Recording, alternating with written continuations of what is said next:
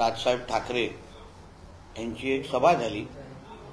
राजसाहेब ठाकरे हे मोठे नेते आहेत, अभ्यासू नेते आहेत आणि मुद्देसूद बोलतात आणि त्यांच्या माध्यमातून जी काय माहिती समोर येते त्याच्यावर लोक विचार करतात असा आतापर्यंत अनुभव आहे। पण कालच्या झालेल्या ज्या सभेनंतर मुळात अशा पद्धतीच्या सभा, अशा पद्धतीचे वोट चोरीचे आरोप हे लोकसभेच्या नंतर का झाले नाही हा फार मोठा प्रश्न आहे। कारण का ज्या पद्धतीने लोकसभेमध्ये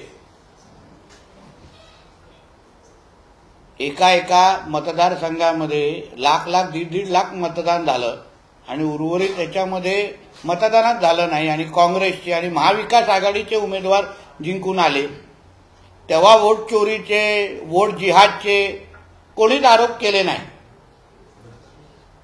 जेव्हा हिंदू मंदिरांच्या बाहेर हिरवे झेंडे फडकवले गेले, पाकिस्तान जिंदाबाद म्हटलं गेलं, तेव्हा कोणीच त्याच्यावर आक्षेप घेतला नाही आणि किंवा सभाही घेतली नाही। आता जेव्हा हिंदुत्व विचाराचं सरकार येण्यासाठी महाराष्ट्रातल्या हिंदू समाजाने जे काही लोकसभेच्या नंतर हिरवा गुलाल उधळला गेला त्याचा उत्तर अगर भगवा गुलालाने अगर दिलं तेव्हाच आता वोट चोरीचे आरोप व्हायला लागलेले आहे। असो, पण हेही मला वाटतं की राजसाहेबांच्या बरोबरचे आजकाल ज्यांच्या मांडीला मांडी लावून ते बसतात संगतचा असर असू शकतो। कारण का उद्धवजी आणि त्यांचा मुलगा आदित्य ठाकरे यांच्या मेंदूची साईज केवढी आहे हे आता महाराष्ट्राला चांगल्या पद्धतीने माहिती आहे। एक दोन दिवसा अगोदर आदित्य ठाकरेंनी दिल्लीच्या ट्रान्सपोर्ट डिपार्टमेंटचे फोटो छापून ट्विट केलं होतं, म्हणजे हे त्यांच्या मेंदूची साईज। आणि ज्या पद्धतीने कालच्या सभेमध्ये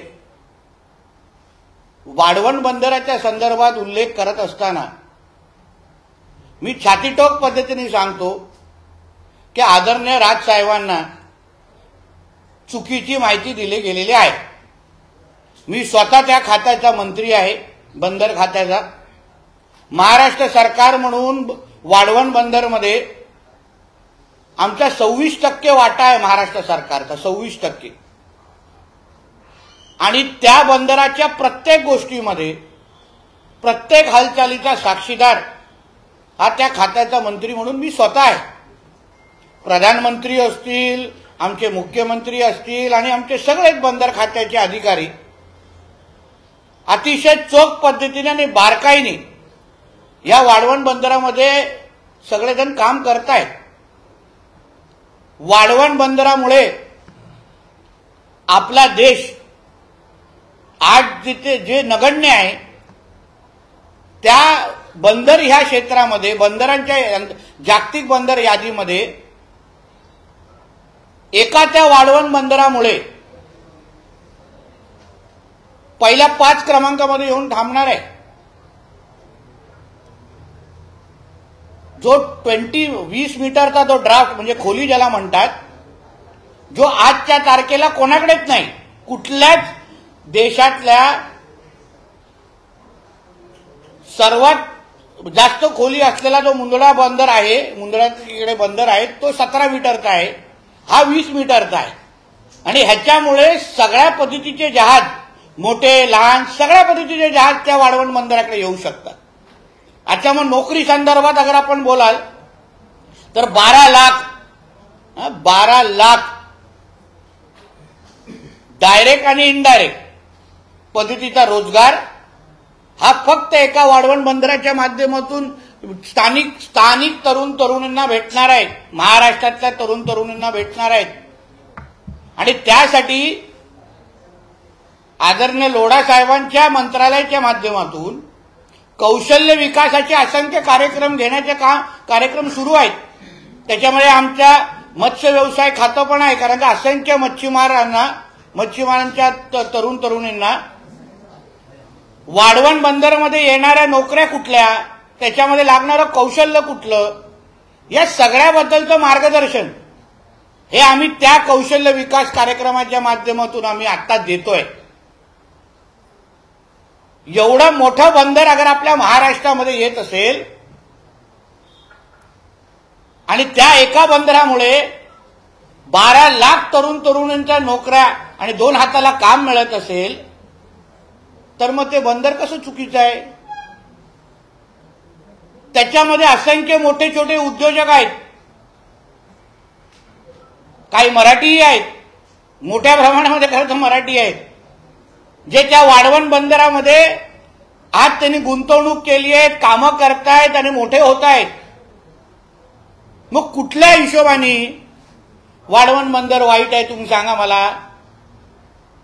हे ना जैतापूर नको, हे ना नाणार नको, हे उद्धव ठाकरेंची भाषा का बोलतायत हे मला आजपर्यंत आता कळण्याच्या पलीकडे गेलेलं आहे. चांगल्याला चांगलं म्हणणं हे माणुसकीचा धर्म अगर असेल तर आपल्या महाराष्ट्रामध्ये एवढा मोठा बंदर येत आहे, त्याच्यामुळे महाराष्ट्र आणि देशाचं नाव बंदर यादीमध्ये अगर मोठ्या प्रमाणामध्ये तिथे पोहोचत असेल तर कोणाचा त्याला विरोध होता कामा नये असा मताचा मी आहे. म्हणजे चुकीची माहिती त्यांच्याकडे कोणीतरी दिली हे निश्चित आहे. कारण का अजून एक छोटं उदाहरण देतो. आदरणीय राजसाहेबांनी सांगितलं की वल्लभभाई पटेलजींनी मुंबईला महाराष्ट्राला तोडण्याचा पहिला विरोध केला, बरोबर आहे ना? वल्लभभाई पटेल मोठे नेते होते, ते 1950ला वारले आणि संयुक्त महाराष्ट्राची चळवळ कधी सुरू झाली? 1956ला. तर त्यांनी विरोध नेमकं कुठून केला, कसा केला हे सांगितलं पाहिजे ना.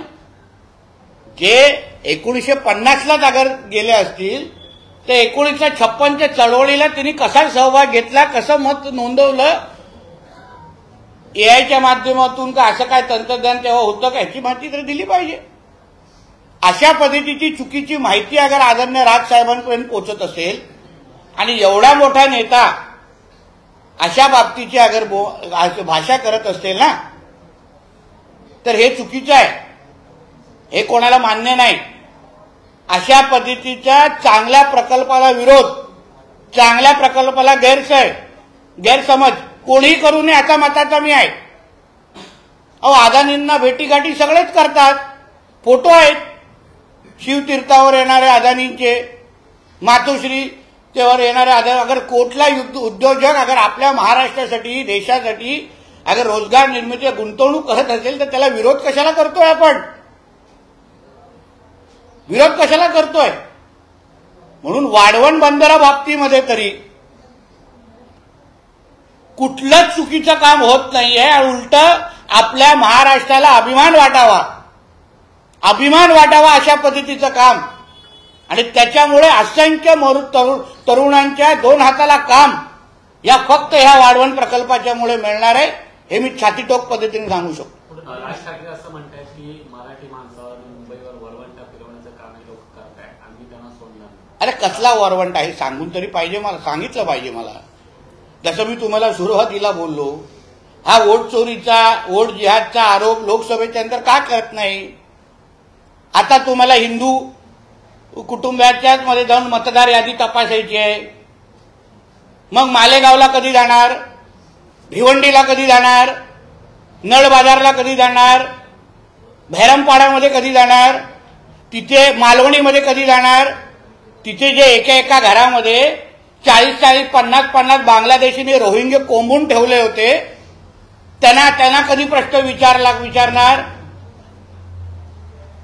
नल बाजारमध्ये जाऊन विचारा, एका घरामध्ये 30-30, 40-40 कसे काय राहतात त्याच्याबद्दल कधीतरी विचारलं पाहिजे. जाऊन यादी घेऊन जावा ना त्यांच्याकडे. मतदार यादी घेऊन नल बाजारमध्ये जाऊन उभे राहा आणि त्या घरामध्ये जाऊन विचारा कि तुम्हारे घर में जो रहने वाले जो 40 जन है वो ये हमारे मुंबई महाराष्ट्र के है क्या? मध्ये जो अब्बू आदमी ने भिवंडी में मराठी चलेगा नहीं का कानाखाली वाजवली नाही? त्याच्या का कानाखाली वाजवली नाही? का नाही? जसं त्या मीरा भाईंदरच्या एका हिंदू व्यक्तीला, गरीब हिंदू व्यक्तीला जाऊन कानफडीत खेचली, तसा अब्बू आझमीची का कानफडीत खेचली नाही? की भिवंडीमध्ये मराठी बोलना चाहिए. म्हणजे मतदार यादी तुम्हाला लोकसभेच्या नंतर झालेल्या वोट जिहादच्या निमित्ताने तपासायची नाही. मानकोड शिवाजीनगरमध्ये जे काही बांगलादेशीने रोहिंगे जे कोंबले आहेत आणि त्यांना बाहेर काढण्याचं काम आमच्या देवेंद्र फडणवीस साहेबांच्या आणि आमच्या अमित शाह साहेबांच्या खात्याने केलेलं आहे. असंख्य बांगलादेशी आणि रोहिंग्यांना जे चुकीचे आधार कार्ड घेऊन मतदान करायचे त्यांना बाहेर काढण्याचं काम आमच्या सरकारने केलेलं आहे. तुमच्यासारखे नुसतं हिंदूंना टार्गेट करत बसत नाही. किरीट सोमयाजींनी काढलेली माहिती कधी वाचली आहे? मालेगावमध्ये काय धिंगाणा चालू आहे ते काय आमच्या मुंबई महाराष्ट्रातले आहेत? ते सोडा. कधी भिवंडी आणि इथल्या घोडबंदर रोडच्या पुढे जाऊन पलगाम नावाच्या गावाकडे जावा. पलगाम बघा त्याच्यामध्ये काय चाललंय, किती राहतात. त्यांना मतदार यादी घेऊन जावा. त्यांच्या घराघरात जावा, मोहल्ल्यामध्ये जावा आणि विचारा मोहल्ल्यामध्ये तुम इधर का है की तुम्हारा पाकिस्तान के रहता है तुम इधर. विचारा यादीमध्ये त्यांची नावं आहेत का? आहे का हिंमत? नुसतं हिंदूंना नुसतं त्या महाविकास आघाडीच्या नादात लागून टार्गेट अगर कोण करत असेल तर हे हिंदुत्व विचाराचं सरकार आहे राज्यात आणि देशात. हाच आवाज, हाच हीच सभा, हेच प्रश्नचिन्ह अगर लोकसभेच्या नंतर अगर उचलले असते ना, विचारले असते तर बाळासाहेबांना अजून मनाला शांती मिळाली असती. ज्या पद्धतीनं निवडणूक आयोगाला उत्तर जे आहे ते मागते विरोधी पक्ष, परंतु भाजपचं संगनमत आहे त्यामुळे भाजपच निवडणूक आयोगाची बाजू घेते असा आरोप संजय राऊत. आमच्या काय निवडणूक आयोगाने आता चौकशी लावली आहे ना. निवडणूक आयोगाने चौकशी लावलेली आहे. खरं म्हणलं तर ही अर्बन नक्सलची भाषा आहे ना. सुप्रीम कोर्टवर प्रश्नचिन्ह करायचं आहे. आमच्या देशामध्ये निवडणुका घेऊ नये, घेऊन दाखवा, ही अर्बन नक्सलची भाषा आहे. अर्बन नक्सल बोलतात असं. म्हणून बोलतो राजसाहेबांना तुम्ही मांडीला लावू नका लावू. उद्धव ठाकरे त्याच्या नादी नका लावू. तो वाया गेलेला पोरगा येते. त्यांनी ठाकरेंचा ब्रँड संपवण्याचा सर्वात मोठा कारणीभूत उद्धव ठाकरे आहेत. राजसाहेबांनी त्याच्या नादी लागू नये. आणि कसले कोण जे निवडणूक आयोगाला तर आम्ही पण प्रश्न विचारलेला ना लोकसभेच्या नंतर की एकाच मतदारसंघामध्ये 1 लाख मतदान कसे होतात? धुळ्याचे जे खासदार आहेत त्यांना मालेगावमध्ये मतदान कसं होतं? सौदी अरेबिया आणि त्या सगळ्या देशांमधून कोण कोण बाहेरून आलेलं तेव्हा कोणी विचारलं नाही त्यांच्या घरात मतदार यादी घेऊन जाऊन की बाबा तुम इधर काय, क्या पाकिस्तान काय, क्या बांगलादेश काय? तेव्हा विचारण्याची हिंमत करायची ना. मोठा वाद निर्माण झालेला आहे. कुठतरी तेढ निर्माण झालं असं महाविकास आघाडी नेत्यांचं म्हणणं आहे. का तेढ म्हणजे? उद्या अगर हजेलीला जाऊन आम्ही हनुमान चालीसा आमच्या हिंदुत्ववादी कार्यकर्त्यांनी म्हटलं तर चालेल का? शनिवार वाडा असो, ह्या सगळे हे आमच्यासाठी हे इतिहासाचे आणि शौर्याचे आणि हिंदू समाजाचे प्रतीक असलेले जे आमची धार्मिक स्थळं आहेत, ती स्थळं आहेत, त्याच्यावर अगर तुम्ही अशा पद्धतीचे नमाज पठण करत असाल तर उद्या अगर आमचे हिंदुत्ववादी कार्यकर्ते उद्या हजेलीला जाऊन उभे राहिले आणि तिथे हनुमान चालीसाचं पठण सुरू केलं तर मग काय करायचं?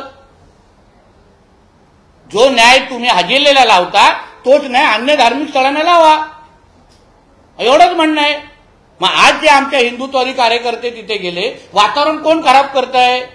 कशाला तिथे नमाज पढायचं आहे? नमाज पढण्यासाठी काय देशात आणि राज्यात मस्जिदी कमी आहेत? जे तुम्हाला हिंदू धार्मिक स्थळांकडे कोण वातावरण खराब करणारे हे जिहादी मानसिकतेचे लोक आहेत.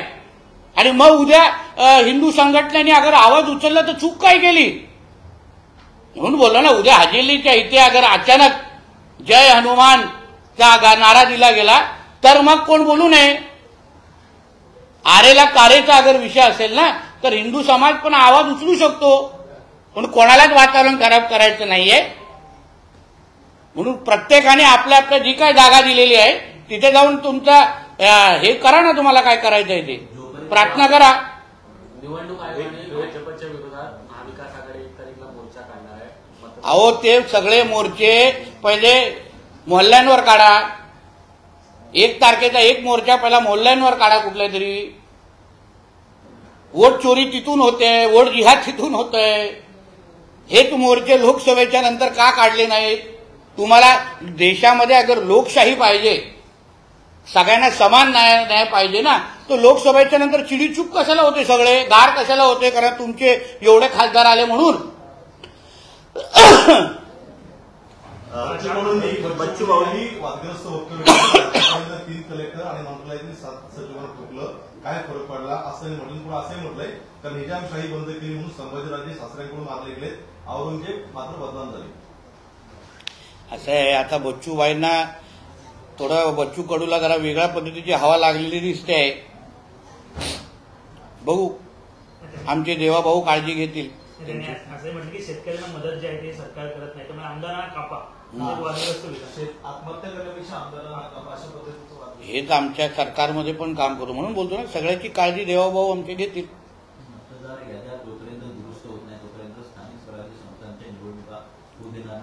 सगळे मतदार याद्या पहिले मोहल्ल्यांचे पहिले नीट करा. जिथे जिथे बैरामपाडा, नलबजार, इथे मालवणी, मग भिवंडी, मग मालेगाव, त्या पहिल्या मोहल्ल्यांमध्ये जाऊन पहिल्या याद्या त्यांच्या तपासा. मग आमच्या हिंदूंच्या घराघरामध्ये जावा. वोट जिहाद तिथून सुरू होतं. किती लोक एका एका यादीवर अब्दुल शेख, शेख अब्दुल, अब्दुल किती टाकलेत बघा. अब्दुल का पहिला बाप, दूसरा बाप, तीसरा बाप, चौथा बाप, 5वां बाप, 6ठा बाप, 7वां, 8, 1, 19, 9, 10, 11, 12, 13, 14, 15. To be continued. काय बोलताय? भाजपच्या माजी खासदार आहे प्रज्ञासिंग ठाकूर, त्यांनी म्हटलं की जर आपल्या मुली आपलं ऐकत नसतील, मुस्लिम मुलांबरोबर पळून जातात तर त्यांचे हातपाय कापा. आता मी ते वक्तव्य ऐकलेलं नाहीये, ऐकल्यानंतर त्याच्यावर बोलू शकतो नक्की. सर, तुमचे सहकारी मंत्री संजय शिरसाट पुन्हा एकदा वादात आरोप करत आहेत. उपोषणकर्त्यांच्या ठिकाणी जाऊन उपोषण सोडल्यानंतर ते उपोषणकर्त्यांना घरी बोलावून उपोषण मागे गेला होता. पण त्याच्यामध्ये वादग्रस्त म्हणजे काय विषय म्हणजे उपोषणकर्त्याच्या मंडपात न जाता तिथं उपोषण सोडणं किंवा पुढे करतात. पण उपोषण सोडलं ना. घरी बोलावून सोडतात. मी व्हिडिओ बघतो आणि तुम्हाला उत्तर देतो. आता काय संजय राऊत म्हणाले, त्यांचं घर एवढं नीट काय हो. संजय राऊत म्हणाले गुवाहाटीला जाऊन आलेले लोक नरकासूर आहे. एकनाथ शिंदेवर त्यांनी अशा प्रकारचा हल्लाबोल केलेला आहे. आता त्यांनी काय सकाळी तो बोलतो त्याचे सगळं कॉन्ट्रॅक्ट बोलण्याचं आता मी माझ्याकडून नवनाथ बनला दिलेला आहे. ट्रान्सफर ऑफ ओनर झालेला आहे. तुम्ही नवनाथ बनला विचारा, नाही तर उद्या माझ्यावर आबरू नुकसानीचा डावा ठोकायचा नवनाथ. बोले भाजप महायुतीमध्ये स्वराज्य संस्थांच्या निवडणुकीच्या संदर्भात फार मोठी धुसफूस सुरू आहे. शिंदे गट असेल किंवा शरद पवार, अजित पवार गट असेल, त्यांचं म्हणणं आहे की आपण वेगवेगळं लढलं पाहिजे. चांगली मित्र पक्ष आपल्याला म्हणजे भाजप आपल्याला जास्त. बघा, एक लक्षात घ्या, आमच्या मुख्यमंत्री साहेब, आमचे प्रदेशाध्यक्ष, माझं म्हणणं आहे की प्रत्येक जिल्ह्याची परिस्थितीच्या अनुसार अगर प्रत्येकाला अगर स्वबळावर आणि मैत्रीपूर्ण लढत लढायची असेल तर ह्याच्यामध्ये काहीच चुकीचं नाहीये. असंख्य असे जिल्ह्यात, उदाहरण आमच्या सिंधुदुर्ग जिल्ह्यामध्ये अगर मैत्रीपूर्ण लढत लढली नाही तर आजच्या तारखेला उभाटाकडे उमेदवार पण नाहीये. महाविकास आघाडीकडे एक उमेदवार नाहीये.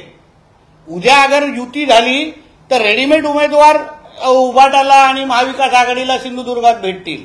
तशीच परिस्थिती रत्नागिरीमध्ये आहे. आणि म्हणून अगर आपण मैत्रीपूर्ण लढत सगळेजण लढलो, प्रत्येक आपला पक्ष, राष्ट्रवादी काँग्रेस, शिवसेना आणि भारतीय जनता पक्ष आपल्या आपल्या ताकदी वगैरे मैत्रीपूर्ण लढत लढले तर त्याच्यामध्ये उलट फायदा महायुतीचाच आहे. कारण आम्ही सत्तेमध्ये असलेले तिघही पक्ष आहोत. उद्या एकत्र यायचंच आहे निकालानंतर. मग आता अगर एकत्र आपण आम्ही वेगवेगळं लढून उभाटा आणि महाविकास आघाडीचा अगर त्यांना अगर लांब ठेवत असू, आज मी तुम्हाला बोलतो सिंधुदुर्ग जिल्ह्यामध्ये उभाटाकडे उमेदवार नाही. आमची युती झाली तर रेडीमेड उमेदवार त्यांना भेटतील. यापेक्षा वेगवेगळं लढायचं, मैत्रीपूर्ण लढत लढायची आणि मग चांगल्या वातावरणामध्ये उद्या आपली सत्ता बसवायची. सर हिंदी में जानना चाहेंगे कि प्रणय सर हिंदी में जानना चाहेंगे. राज ठाकरे ने जिस प्रकार से दावा किया लगभग 96 लाख मतदाता जो महाराष्ट्र में फर्जी है, उनके इस आरोप को कैसे देखते हैं? और वहीं महाविकास अघाड़ी ने 1 नवंबर को रैली. ये मेरे को आश्चर्य ऐसा लगता है कि राज साहब की यही सभा, यही प्रश्न लोकसभा के बाद क्यों आए नहीं? जब लोकसभा के बाद जब भी एक मतदार सांसद मतदार संघ में जब भी एक ही मतदार संघ में 1-1 लाख, मालेगांव में 1 लाख से ज्यादा वोटिंग होती है, इधर मानकुड़ शिवाजी नगर में 1 लाख से ज्यादा वोटिंग होती है, और जब भी कांग्रेस और महाविकास आघाड़ी और इंडिया अलायंस के लोग अगर चुन के आते तभी ये लोग को कुछ अपना इलेक्शन कमीशन से कोई प्रॉब्लम नहीं, इलेक्शन कमीशन का ये लोग प्रशंसा करते. मगर जब भी लोग विधानसभा के बाद, जब भी ये लोग ने लोकसभा के चुनाव के बाद जिस तरीके से पाकिस्तान जिंदाबाद, हरे झंडे, सर तन से जुदा के नारे दिए गए, उसका जवाब, हरे का जवाब विधानसभा में हिंदू समाज ने भगवे से दिया, तभी ये लोग को मिर्ची क्यों लगती है? यही सवाल अगर ये लोग ने लोकसभा के बाद पूछा रहता ना, तो मैं बोलता कोई किसी को, सबको लगता कि नहीं ये सबको बराबर की तरीके से ढूंढ रहे. मगर वोट जिहाद के बाद कुछ बोलना नहीं है. मगर अगर हिंदू समाज एक साथ आके अगर वोटिंग करता हो तभी इन लोग को मिर्ची लगती है. तो मुझे पूछा, अगर तुमको वोटिंग यादी अगर आपको इंक्वायरी करना है ना, तो जाओ ना, नल बाजार जाओ, मालेगांव में जाओ, भिवंडी में जाओ, इधर भैरमपाड़ा में जाओ और पूछो कि इधर सब लोग जितने यहाँ रहते उतने लोग ही वोटिंग करते हैं क्या? पूछो ना उन लोग को. एक घर में 30-30, 40-40 रोहिंग्या बांग्लादेशी मुसलमान कैसे रहते हैं? जो मोहल्ले में रहने वाला हर एक आदमी यहाँ का ही वोटर है क्या? Abdul Shaikh Abdul 1, Abdul 2, Abdul 3, Abdul 4, Abdul 5, Abdul 6, Abdul 8, Abdul 9, Abdul 10 to be continued चालू है. उधर पूछना मांगता ना कभी. तो सिर्फ हिंदुओं के ही घर में जाके इनको वोटिंग लिस्ट चेक करनी है, कभी मोहल्लों में जाएंगे नहीं. उस दिन अबू आदमी ने छाती ठोक पद्धति ने बोला, तरीके से बोला कि भिवंडी में मराठी में नहीं बोलेंगे. क्यों नहीं? कान के नीचे 12 बजे उसके. वही मीरा भाईंदर में किसी हमारे हिंदू भाई ने जब भी मराठी में बोला नहीं, तभी उसके कान के नीचे 12 निकाला ना. तो अबू आदमी को क्या हो गया? जमाई है क्या? वो भिवंडी में खड़ा रह के बोल रहा है. इसलिए भिवंडी के और घोड़बंदर के आगे पड़गाम नाम का गांव है, 99% उधर मुसलमान अभी रहते हैं. 99 जाके यादी लेके खड़े रहो. उधर महाविकास आघाड़ी वालों को बोलता हूं, जाके वोटिंग लिस्ट लेके वो गांव में जाके खड़े रहो और उनको पूछो कि तुम इधर के वोटर हो क्या, तो फिर हम मानेंगे कि सही है क्या गलत. सिर्फ हमारे हिंदुओं के वोटिंग के ऊपर अगर आपको प्रश्न चिन्ह उठाना है ना, तो फिर आप मुस्लिम लीग की भाषा कर रहे हो, इतना याद रखना. शिवसेना के विधायक सांसद है जिस प्रकार से दावा करें कि जब भी हम सवाल चुनाव आयोग को पूछते हैं कि जवाब बीजेपी और शिवसेना की तरफ से आता है, कहीं ना कहीं का ज्वाइंट वेंचर भ्रष्टाचार है. इस प्रकार का शब्द का इस्तेमाल चुनाव को लेकर करने से. अरे हमारा ऐसा बोलना है कि चुनाव आयोग को जो इंक्वायरी करें, चुनाव आयोग ने इंक्वायरी लगाई है, पूछताछ करेंगे. हमारे किरीट सोमैया जी ने भी जब भी मालेगांव के फर्जी वोटर के बारे में जब यादी लिस्ट दी थी, तभी किसी ने भी उनका समर्थन क्यों नहीं किया समर्थन? ये राजनीति करने की बात नहीं है. मगर अगर हमारे देश की डेमोग्राफी, हमारे राज्य की डेमोग्राफी ही अगर यह वोट जिहाद के माध्यम से कोई चेंज करने की कोशिश कर रहे हैं, तभी आपको सवाल नहीं उठाना है. मगर सिर्फ हिंदुओं को ही घर घर पे जाके पूछना है कि तुम इधर रहते हो. हिंदू राष्ट्र में रह के अभी हिंदुओं को आपका अपना खुद का सबूत देना पड़ेगा कि मैं हिंदू राष्ट्र में रहता हूं. और जो मोहल्ले में 30-30, 40-40 जन जाके उधर एक घर में जाके बैठे, उनको कोई सवाल नहीं पूछेगा. वो आराम से मोहल्लों में 40 का 80 होंगे तो भी कोई नहीं पूछेगा उनको. ये महाविकास आघाड़ी वालों की गंदी राजनीति है. जिस प्रकार से शिवसेना के बात करें यूनिटी का, जिस प्रकार से उनका रवैया, एक प्रकार के अपने आपको हिंदुत्ववादी कहते हैं और दूसरे प्रकार से जिस प्रकार से सूची की बात करते हैं कि फर्जी वोट, तो कहीं ना कहीं उनका जो रवैया है बात करने का हिंदुत्व पूरी तरह और हिंदुओं के खिलाफ ही है ना. जब भी वोट जिहाद होता है तभी ये लोग चुप बैठते, तभी इनको दिल को सुकून होता है. मगर जब हिंदू एक साथ आके अगर वोटिंग कर रहे होंगे, हिंदुओं ने अपनी ताकत दिखाई। जो लोकसभा के बाद हिंदुओं के घर मंदिरों के बाहर वहां सर तंज के जुदा पाकिस्तान जिंदाबाद के नारे दिए गए, तभी ये लोग क्यों चुपचाप बैठे थे? तभी क्यों नहीं कुछ बोले? अभी इनको क्यों बोलना है कि जब हिंदुओं को घर पे जाके चेक करना है कि तू इधर का नागरिक है कि नहीं? पुणे में जिस प्रकार से वीडियो सामने आया है कि खुले मैदान में नमाज पढ़ा जा रहा है, जिसके बाद विपक्ष कह रहा है कि माहौल खराब करने के लिए ये सब किया जा रहा है। और शनिवार वाड़ा को एक इतिहास है। शनिवार वाड़ा में हमारा इतिहास और हमारे शौर्य का प्रतीक है वो शनिवार वाड़ा। हिंदू समाज के बहुत दिल के करीब है वो शनिवार वाड़ा। अगर इतना ही अगर तुमको ना उधर नमाज पढ़ना है तो फिर कल हमारी हिंदुत्व संगठना जाके हाजी अली के बाहर खड़े रहे और वहां हनुमान चालीसा का पठन चालू करे को तो चलेगा क्या? तब तुम लोग की भावना दुखेंगी नहीं? तुमको वहां ही नमाज पढ़ना है, फिर मस्जिद में क्या करते हैं? मस्जिद में क्या क्या रखा रहता है? फिर जिसको जहां प्रार्थना करने के लिए जगह दी है उसने वहां करना चाहिए। फिर अगर हमारे हिंदुत्व कार्यकर्ताओं ने जाके वहां अगर आवाज उठाया ना तो सही किया है ना, वरना कल फिर हाजी अली के बाद अगर जोरदार हनुमान चालीसा बोली जाएगी, हमारी महाआरती की जाएगी तो फिर कोई आवाज नहीं निकलनी चाहिए, हरी मिर्ची नहीं लगनी होती फिर।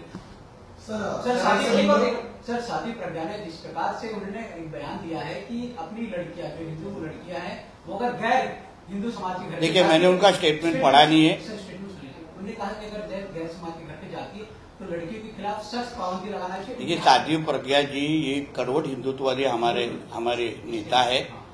उन्होंने हमेशा हिंदू समाज के लिए निस्वार्थ तरीके से काम किया है। उनकी भावना इतनी है कि हिंदू समाज के लड़कियों ने और हिंदू समाज ने इन जिहादियों को पहचानना चाहिए। इनको लव जिहाद के माध्यम से हमारे इस हिंदू राष्ट्र को इस्लाम राष्ट्र बनाने की ये सब मंसूबे हैं। तो उसको अगर हाईलाइट करने के लिए अगर साध्वी जी ने अगर कुछ उदाहरण दिया रहेगा तो उनका बोलने का तरीका है वो।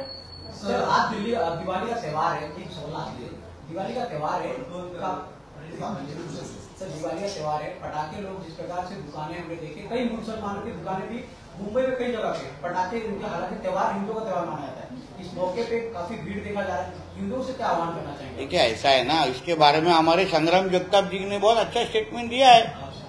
बहुत अच्छी तरीके से उन्होंने इसका विश्लेषण किया है, क्या करना चाहिए क्या नहीं करना चाहिए। वो भावना हम सबकी है। उन्होंने जो स्टेटमेंट जो दिया है उसके हिसाब से उन्होंने सबका नजर रखते हुए संग्राम जगताप जी जो हमारे हिंदुत्व नेता है, अभी उभरते हिंदुत्व नेता है, तो उसकी वो भावना है। देखिए इतनी भावना है कि कोई अगर ईद का कोई त्योहार जब भी होता है, आप मोहम्मद अली रोड में किधर भी जाओ, काफिर से कुछ खरीदा जाता है क्या? काफिर से कुछ भी चीजें खरीदी जाती है क्या? तो फिर वही है। संग्राम जगताप अजित पवार गटाचे आहेत तुमच्यासोबत आले, बघा एक लक्षात घ्या, संग्राम जगताप, नितेश राणे, गोपीचंद पडळकर हे कुठल्याही पक्षाचे आमदार होण्याच्या अगोदर एक हिंदू आहेत आणि सगळ्या पक्षातल्या हिंदूंनी हे अगर लक्षात ठेवून अगर आपला प्रवास केला तर हिंदू समाजाकडे कोणच वाकड्या नजरेने बघणार नाही। आम्ही आमदार फक्त 5-5 वर्षाचे असतो, पण हिंदू ही आमची ओळख आहे जी आमच्या जन्म आणि मृत्यू पत्रिकेवर लिहिलं जाणार आहे। म्हणून मी तर बोलतो संग्राम जगतापजींसारखा प्रत्येक पक्षामध्ये हिंदू ज्या दिवशी तयार होतील ना तेव्हा हिंदू समाज 100% सुरक्षित असेल, कोण आमच्याकडे वाकड्या नजरेने बघणार नाही। सर याला जोडूनच विचारतो, संघ प्रमुख मोहनजी भागवत यांनी काल असं स्टेटमेंट केलं आहे की आपण जरी भारतीय असलो तरी मनाने आणि बुद्धीने आपण विदेशी झालेलो आहोत, कारण आपली शिक्षा प्रणालीच त्या प्रकारची होती। त्यामुळे पुन्हा एकदा आपल्याला मनाने आणि बुद्धीने सुद्धा भारतीय होण्याची आवश्यकता आहे।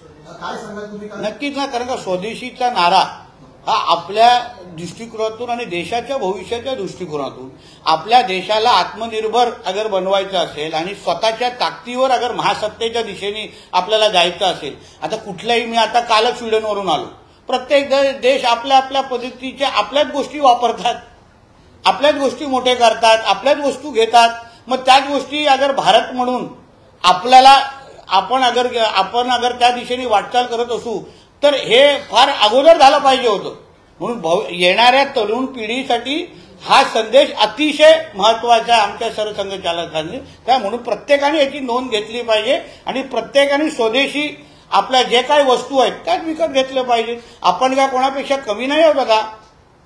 आज कोल्हापूरमध्ये पाहिलं तर मोठ्या प्रमाणामध्ये उपक्रम राबवला जातो हिंदू संघटनांकडून आणि मोठ्या संख्येने हिंदू संघटनांनी आता दुकानं टाकलेली आहेत त्या ठिकाणी की हिंदू बांधवांनी या दुकानातूनच खरेदी करावी. तुम्ही काय म्हणता? पण माझं असं म्हणणं आहे की प्रत्येकाने आपल्या हिंदू म्हणून आपल्या पद्धतीची अगर भूमिका अगर अशी मांडत असतील तर त्याचं स्वागतच करायला पाहिजे ना. हाच प्रश्न ईदच्या वेळी मोहम्मद अली रोडवर अगर कुठल्या दुकानं कोण थाटले असतील तिथे जाऊन त्यांना का विचारत नाही? आम्हालाच हिंदू सणांच्या वेळी का विचारलं जातं की हिंदूकडून खरेदी काय? अरे पण तुम्ही मोहम्मद अली रोडमध्ये जाऊन कुठल्याही दुकानावर विचारा की काफिर से तुम कुछ खरीदोगे क्या?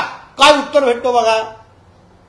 मग आम्हाला का एवढं काय मोठं आहे की अगर आम्ही हिंदूंकडून घ्यायला सांगत असलं तरी आमच्या हिंदुत्व संघटना कोण मोहम्मद अली रोडवर विचारत नाही की बाबा आपको तुम्ही काफिरकडून घेणार आहेत की नाही. पण हिंदूंना घेण्याचं आवाहन केलं तर ब्रेकिंग न्यूज चालू होतात. दोन प्रश्न. सर आपण बघतोय की आता सर्वच पक्षांच्या स्थानिक स्वराज्य संस्थांसाठी संघटनात्मक बैठका सुरू आहेत. काल शिवसेनेची श्रीकांत शिंदेच्या नेतृत्वात बैठक विभागावर पार पडली. तर सगळ्याच विभागातील लोकांचं असं मत आहे की शिवसेनेमध्ये की स्थानिक स्वराज्य संस्था स्थानिक पातळीवर स्वबळावर लढतात. स्वागत आहे याच्याबद्दल प्रश्न विचारलेला आहे पण तरी स्वागत आहे. अशा पद्धतीने प्रत्येकाला आपल्या आपल्या ताकदीने अगर आपली संघटना वाढवण्याची संधी अगर तिथे मिळत असेल तर त्याचं स्वागतच करायला पाहिजे ना. शेवटी आमच्या आज युबीटी असो किंवा महाविकास आघाडी असो मी तुम्हाला सांगतो आमची अगर युती झाली तर ह्यांच्याकडे रेडीमेड ह्यांना उमेदवार भेटतील. आज युबीटीकडे उदाहरण सिंधुदुर्ग जिल्ह्यामध्ये परिस्थिती सांगतो. आज युबीटीकडे आणि महाविकास आघाडीकडे उमेदवार नाही आहेत. ते बघतायत की आमची युती कधी होते आणि उमेदवार कधी आमच्याकडे घेतायत. बंडखोरी होते की नाही. ह्याच्यापेक्षा प्रत्येकाने आपल्या आपल्या पद्धतीने लढवावं आणि मैत्रीपूर्ण लढत लढवावं ना. कशाला टीका करायची गरज आहे दुसऱ्यावर. आणि थोडी इकडे तिकडे झाली तरी पण आम्ही मॅच्युअर्ड लोक आहोत. आम्हाला माहिती आहे उद्या राज्याच्या हितासाठी एकत्र यायचं आहे. आम्ही काय दूधकुळे आहेत काय? तू माझ्याबद्दल का बोलला मी तुला सोडणार नाही असं थोडी आहे काय? झाली तर बघू नंतर टीका झाली तर नंतर बोलू ना एकत्र येऊ ना. बीडमध्ये 100 जणांचं धर्मांतरण केल्याची माहिती आहे पुढे येते आहे. जाणीवपूर्वक जबरदस्ती बीडमध्ये बायबल हे वाचण्यास लावण्यात आलंय. ह्याच्यासाठी आमच्याकडे धर्मांतर विरोधी कायदा लवकरच राज्यात येतोय ना. ह्याच त्या घटना आम्हाला थांबवायच्या आहेत. हेच तर आमच्या देवाभाऊच्या सरकारचं मुख्य अजेंडा आहे की लवकरच आमच्या राज्यामध्ये धर्मांतर विरोधी कायदा जेव्हा लागू होईल ना हे सगळे हे जे काही मनसुबे किंवा हे सगळे जे षडयंत्र ते बंद होऊन जातात ना. 12ची बैठक अरे मतलब त्याला काय टार्गेट करताय? दिवाळी आहे. कर्नाटका के मुख्यमंत्री ने दावा किया है कि जितने भी सनातनी हैं उनसे दूरी बनाए रखना चाहिए. ऐसे बहुत आए. ऐसे 100 सिद्धाराम को जन्म लेना पड़ेगा आरएसएस पे बंदी डालने के लिए अगर सनातन के खिलाफ सोचने के लिए.